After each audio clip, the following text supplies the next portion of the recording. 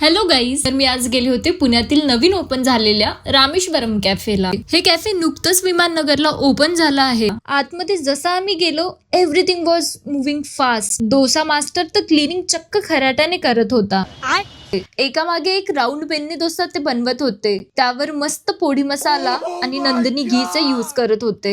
त्यांनी स्टीमर उघडलं आणि जी गरमागरम वाफ आली, जस्ट फेल्ट सो नाईस.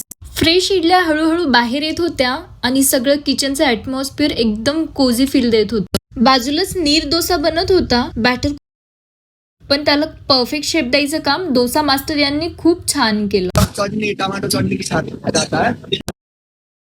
एकदम लाईट, सॉफ्ट आणि लेस जसं टेक्स्चर दिसत होतं. डोसा एकदम सेकंड्स मध्ये तयार होत होता. आणि अप्पमची प्रोसेस तर खूपच सॅटिस्फाईंग होती. बॅटर टाकून तवा कव्हर केला, मधला पार्ट सॉफ्ट आणि साईडला क्रिस्पी. वा, खाऊन मज्जाच आली. आता मी जातीये क्लिनिंग सेक्शन कडे. चला पाहूया इथे क्लिनिंग प्रोसेस कशी आहे. इथे सगळं काम खूप सिस्टमॅटिक होतं. एक एक भांडे व्यवस्थित नीट धुतलं जात होतं. प्रॉपर हायजीन मेंटेन करतायत आणि सगळं एरिया खूप क्लीन दिसतो. आता मी जातीये लास्ट सेक्शन मध्ये.